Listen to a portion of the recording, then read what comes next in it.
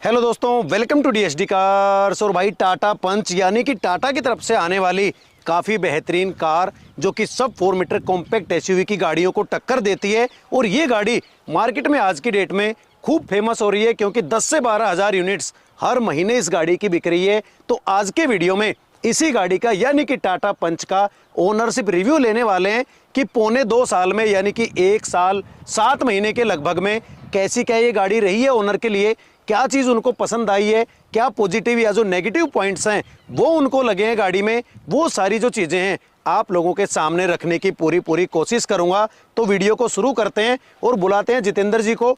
तो ये है जितेंद्र जी, और जितेंद्र जी आपका स्वागत है डीएसडी कार्स पे। Thank you. तो इन दिनों में टाटा पंच आपको कैसी क्या लगी है, वो जो एक्सपीरियंस है आपका वो आप शॉर्ट में हमें बता सकते हैं। टाटा पंच जो है ये आई थिंक फैमिली कार है अच्छी, बट अगर आप परफॉर्मेंस लवर हैं गाड़ी की तो आपके लिए अच्छी नहीं है। क्यों? पिकअप वगैरह कुछ अच्छा है नहीं इसमें। अच्छा, बट फैमिली के लिए आप नॉर्मल चलाने तो बढ़िया गाड़ी है।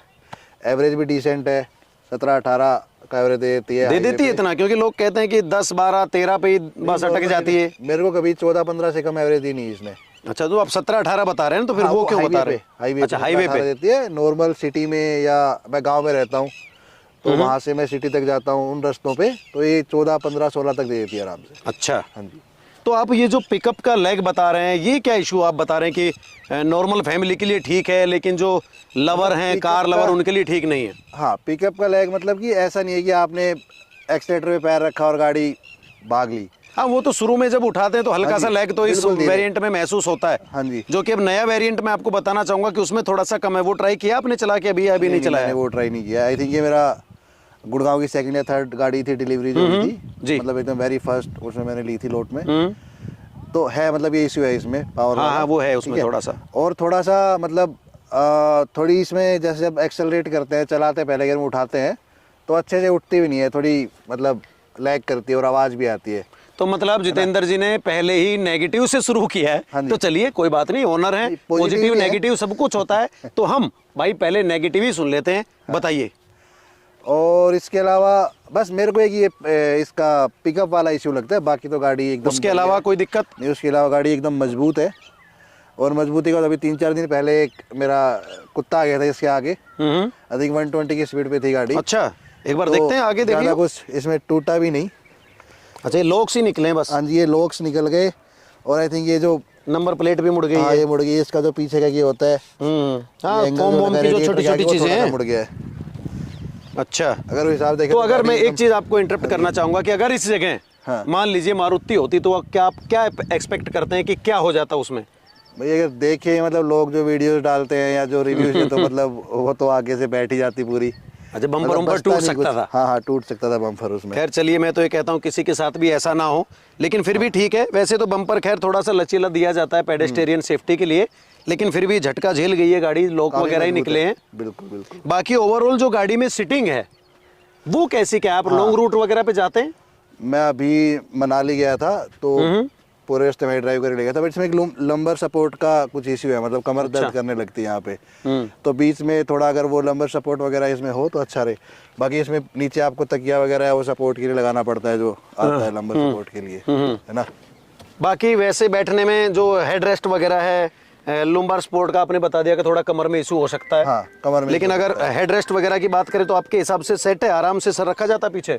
हाँ, वो बिल्कुल एग्जैक्ट सही है एकदम, उसमें कोई इशू नहीं। और पीछे की सीटिंग में 3 आदमी 4 आदमी बैठाने की कोशिश की है या 2 या 1 ही बैठा है पीछे ऑलमोस्ट? नहीं, पीछे 3 आदमी आराम से बैठ जाते हैं। बाकी मैं तो बैठता नहीं हूँ पीछे, काफ़ी कम बैठा हूँ, बट सही है, कंफर्टेबल है। आगे अगर 6 फुट का आदमी बैठे तो भी पीछे आराम से 6 फुट का आदमी बैठ सकता है। तो अच्छा, मैं आपसे एक चीज़ पूछना चाहूँगा कि जैसे वैगनार में भी आप बैठे होंगे 3 आदमियों के साथ, या आपने ट्राई नहीं किया है, या इसमें 3 लोग बैठे हों, तो कौन सी गाड़ी की जो अच्छी चीज़ है वो सुनने में आती है कि इसमें ज़्यादा आराम से, या उसमें, या दोनों में फिर ऑलमोस्ट बराबर सा सुनने को मिलता है आपके रिव्यू में? मतलब मेरे हिसाब से टाटा पंच के अंदर जो पिछली सीट है वो थोड़ी सी बैकवर्ड इंक्लाइंड है, तो इसमें बैठने में थोड़ा ज़्यादा कंफर्टेबल रहता है ना।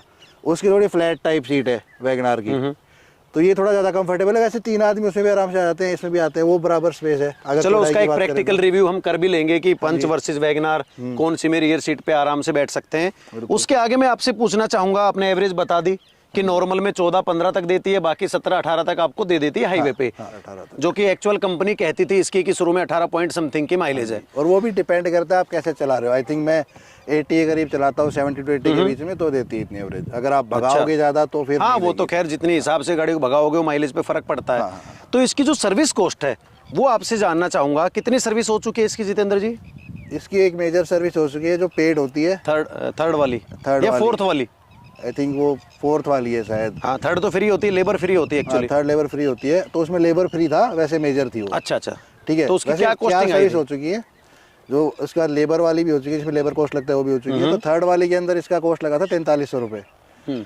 उसमें ऑयल चेंज था, ऑयल फिल्टर चेंज था, और कुछ इसका लाइक व्हील अलाइनमेंट और व्हील के अंदर जो हाँ, जो कि कंपनी में नॉर्मली सर्विस में होती है ना, वो तो उसकी क्या कॉस्टिंग आई थी चौथी वाली की जो आपने पेड करी है? चौथी वाली की मेरी बस आई आई थिंक 1100 रुपये, क्योंकि उसमें ऑयल वगैरह कुछ चेंज था नहीं, तो बस वो नॉर्मल चेकअप ही था। तो फिर वो 5वीं आएगी मेजर, आप उसको चौथी गिन रहे हैं, लेकिन वो नॉर्मल चेकअप वाली है। तो थर्ड का जो कॉस्ट है वो कितना आया था आपका? थर्ड का 4300, 43, मतलब कि 3 अगर 1000 में लगाऊं लेबर के 3 या 3500, तो वही 7.5-8 के लगभग आपकी आनी थी कॉस्ट। क्योंकि मैंने जब टियागो की कराई थी तो अलाइनमेंट नहीं कराया था, तो उसमें मेरा 6700 के लगभग आया था। अच्छा अच्छा, तो वही 7, 7.5 या 8 तक जाती है पंच की नॉर्मली। वो तो आप 5वीं जब सर्विस कराएंगे एक्चुअल चौथी जो पेड वाली है तब आपको क्लियर होएगा। हाँ, तब क्लियर होगा, बिल्कुल। तो चलो मेंटेनेंस कॉस्ट के आप फिर से पूछ लेंगे, अपने दर्शकों को फिर से आपसे पूछ के बता देंगे कि क्या कुछ कॉस्ट आई है। उसके अलावा गाड़ी चलने में जैसे आप पिकअप लेते हैं तो हल्का लैग महसूस होता है, लेकिन अगर उसके बाद चलती है तो क्या उसके बाद फिर लैग महसूस होता है? बीच में महसूस नहीं होता। आई थिंक आप जब जैसे एसी ऑन है अभी, और मैंने ये भी देखा कि ज़्यादा गर्मी जिस दिन होती है उस दिन एसी ज़्यादा लोड मारता है, मतलब उस दिन थोड़ा चलाने में पावर कम फील होती है। और आपका अगर थोड़ा ठंडा मौसम है फिर एसी चलाओ आप तो कुछ फ़र्क पड़ता नहीं है। अच्छा, है ना। और खड़खड़ की आवाज़ जो होती है ना, जैसे हम उठाते हैं पहले गियर में, वो आती है थोड़ी। तो यहाँ पे ओडोमीटर में देख पा रहा हूँ तो आपने 18,323 किलोमीटर चलाई है 1 साल 7 महीने में। हाँ जी। यानी कि बहुत ज़्यादा जो रनिंग है वो आपकी नहीं है? नहीं, बहुत ज़्यादा तो नॉर्मली चलती है, कोई ऐसा इशू है नहीं। हाँ।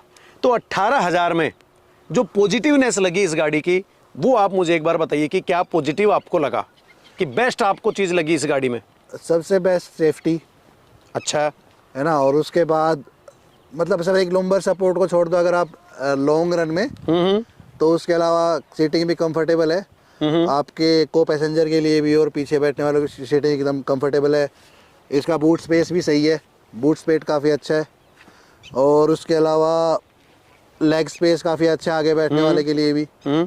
तो ये चीज़ें हैं इसमें जो मेरे को सही लगी। और सबसे बुरी चीज़ क्या लगी आपको इन 18,000 किलोमीटर में? सबसे बुरी चीज़ इसका पिकअप, ये थोड़ा और बेटर होता शुरुआत का जो आप लैग बता रहे हैं। हाँ जी, इंजन की ट्यूनिंग अच्छी होती थोड़ी सी, मतलब थोड़ा तो अच्छा होता, और इसके अंदर टर्बो होता तो मैं टर्बो ही लेता फिर। तो आप एक बात मानते हैं कि जो मारुति का 4 सिलेंडर इंजन है, हाँ जी, वो इसके मुकाबले में कितना बेटर है, वो आपसे पूछना चाहूंगा एक मतलब मैंने मारुति की गाड़ी बहुत ज़्यादा चलाई नहीं 4 सिलेंडर वाली, लाइक स्विफ्ट या मतलब तो आपने इग्निस तो चलाई होगी, आपके भाई के पास इग्निस है?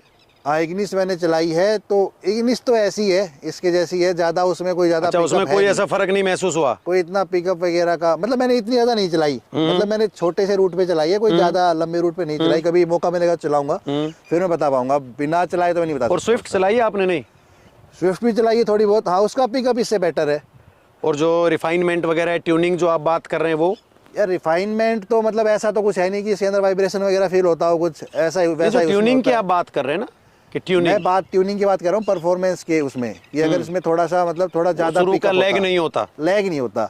बाकी पावर के मामले में वाइब्रेशन, ये जो इनसाइड कैबिन नॉइज आती है, मेनली लोग दुखी क्यों होते हैं कि टाटा पंच या टियागो में इनसाइड कैबिन नॉइज आती है? बिल्कुल नॉइज नहीं है इसमें।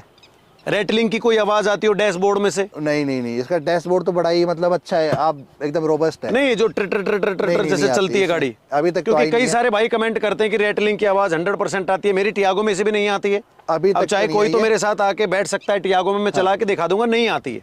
बाकी मेरी गाड़ी में पीछे जो इसका ये है, क्या बोलते हैं इसको हम, जो ट्रे होता है पीछे, हाँ, पार्सल ट्रे, इसका एक पीछे का रबड़ निकल गया था, तो इसमें थोड़ी बहुत आवाज आती है, बाकी आगे कोई आवाज नहीं आती। डैशबोर्ड में से तो कोई रेटलिंग की आवाज नहीं आती? 2 साल में, पौने 2 साल, सॉरी, कोई आवाज नहीं है। ये तो चलो अच्छी चीज आपने बता दी, क्योंकि बहुत सारे लोग कहते हैं इसमें आवाज आती है। बाकी अपने चलाने के ऊपर भी है और टायर प्रेशर के ऊपर भी मेरे हिसाब से डिपेंड रहता है वो, कि अगर ज्यादा हवा है तो फिर कंपन तो बनेगा गाड़ी में। 35 है कंपनी ने जो दिया है रिकमेंडेड, मैं वही रखता हूँ टायर प्रेशर, ऐसा नहीं कम रखता हूँ। मतलब बाकी स्टीयरिंग वगैरह और गियर शिफ्ट में क्या आप कहना चाहेंगे? स्मूथ है, थोड़ा हार्डपन आता है? स्टीयरिंग के बारे में क्या कहेंगे, कैसा ड्राइव एक्सपीरियंस रहता है? वो स्टीयरिंग तो इसका बड़ा स्मूथ है, जब आप स्लो चलते हो या आपको मोड़ करना एकदम स्मूथ है, और ये वापस अपनी जगह पे भी आ जाता है, ठीक है, मोड़ के बाद। बट इसे मैंने ये फील किया है, मैंने अभी मैं ट्रिप पे गया था तो मैंने जो अपना अम्बाला नारनौल हाईवे उस पर चलाया है इसको मैंने काफ़ी तेज़, आई थिंक 120 करीब, तो थोड़ा सा मतलब वो फील होता है कि मतलब जैसे उड़ रही है गाड़ी, थोड़ा कम कंट्रोल सा, मतलब उतना आप कॉन्फिडेंट नहीं होते, है ना। तो इसके अलावा कोई सी और गाड़ी है जो आपको लगता है कि कॉन्फिडेंट हो पाता आदमी ज्यादा? मैंने सफारी चलाई थी, 120 पे। सफारी वो तो बड़ी गाड़ी हो गई यार, अब उसकी बराबरी में 190 तक 190 195 तक चलेगी तो उसमें फील ही नहीं होता कि आप मतलब वो गाड़ी कहीं अनबैलेंस हो वो तो देखो बात ही अलग हो गई, पैसे में भी फर्क है उतना, बिल्कुल। और बाकी नहीं, इस लेवल की, इस सेगमेंट की गाड़ी की बात कर रहा हूं। वगैरह जो है वो तो 120 से पहले 100 पे ही ऐसे करने लग जाती है, लाइक मतलब मैं वही पूछना चाह रहा था कि स्विफ्ट वगैरह से या वैगनार से, किसी से, उनसे तो उस लेवल में बैठ रहे, उनसे क्योंकि गाड़ी में वजन चिपक के चलती है, उनसे बेटर है। अब देखो बहुत ज्यादा स्पीड होती है तो हो सकता है वो हो जाता है, लेकिन 100 तक एकदम मस्त चलती है, कोई फर्क नहीं पता। तो ड्राइविंग एक्सपीरियंस आपका ठीक है। गियर शिफ्ट वगैरह नॉर्मल है या हार्ड है? गियर शिफ्ट में थोड़ा सा हार्ड फील होता है, आई थिंक कभी कभी फील होता है, पता नहीं वो मे बी जब सर्विस कराया टाइम रहता है तब, या लाइक हम बैक गियर जब लगाते हैं तो थोड़ा वो अटक के लगता है। अच्छा, ये भी इश्यू है, तो वो एक बार सर्विस में आप दिखा भी सकते हैं, खैर क्या इश्यू नहीं है। बिल्कुल बिल्कुल। दूसरा अगर मैं बात करूं एसी की जो परफॉर्मेंस है वो कैसी, क्या अगर गाड़ी में 5 आदमी बैठे हैं और गर्मी का मौसम है तो एसी कितनी जल्दी ठंडा कर पाता है, कैसी क्या परफॉर्मेंस है, क्या कहते हैं पीछे बैठने वाले कि एसी ठीक है पंच का या नहीं है? हाँ देखो, मैंने अभी सर्विस कराई थी, सर्विस से पहले इसका एसी का जो हमारा फिल्टर होता है उसमें रेत भर गया था बहुत ज़्यादा, तो बिल्कुल ही बेकार परफॉर्मेंस हो गई थी, हवा ही नहीं आ रही थी। लेकिन वो फिल्टर साफ करने के बाद आप 1 पे एसी रखते हो ना, और इसमें 2 बंदे बैठे हैं तो आपको उसको 2 पे करने की जरूरत नहीं है, एकदम चिल्ड कर देता है। अच्छा, मतलब ठीक होता है, हाँ, ठीक परफॉर्मेंस रहती है। आज ही मैं दोपहर में गुड़गांव से आया था तो एसी अच्छा है इसका, अगर ये 2 या 3 पे रहता है और 2-3 बंदे बैठे हैं तो एकदम बढ़िया चिल करता है, ठीक है, कोई इश्यू नहीं है, एसी बढ़िया है इसका। बाकी ओवरऑल अगर मैं पूछना चाहूँ कि जो परफॉर्मेंस रही है चलाने में, पीछे बैठने में, इसमें उसमें लोगों के कमेंटों में कि आपने कैसी गाड़ी ले ली, कैसी नहीं ली है, या आपका खुद का जो एक्सपीरियंस है वो अगर कुछ वर्ड्स में मैं आपसे पूछूं तो वो क्या कहेंगे इस गाड़ी के बारे में आप? देखो गाड़ी सही है, भगाने के लिए ज़्यादा पिकअप वगैरह के लिए ठीक नहीं है, बट आप अगर नॉर्मल चलाते हो तो बढ़िया गाड़ी है। वैसे अगर आप थोड़ा चला के भगाते हो तो भागती भी अच्छा है, फैमिली कार है, बढ़िया अच्छी है, सेफ है, वो आपने देखा एग्जाम्पल अभी, है ना। उसके अलावा ये लगा लो कि मैं 10 में से इसको 7 स्टार दूंगा अगर मेरा एक्सपीरियंस ले तो। और बाकी 3 आपने किस चीज़ के काट दी? 3 मैंने, एक तो इसका जो पिकअप है उसके का, ठीक है, और एक थोड़ा लुम्बार खड़खड़ की आवाज आती है, अच्छा, जैसे एसी के साथ चला पावर कम फील होती है इसमें, और एक लुम्बर सपोर्ट हो गया, ये सब चीज़ें बस। चलिए ठीक है, तो जितेंद्र जी ने टाटा पंच को 10 में से 7 स्टार दिए हैं। बाकी लेकिन ये मैं ज़रूर कहना चाहूँगा कि सब आदमी का जो एक्सपीरियंस है वो अलग अलग होता है।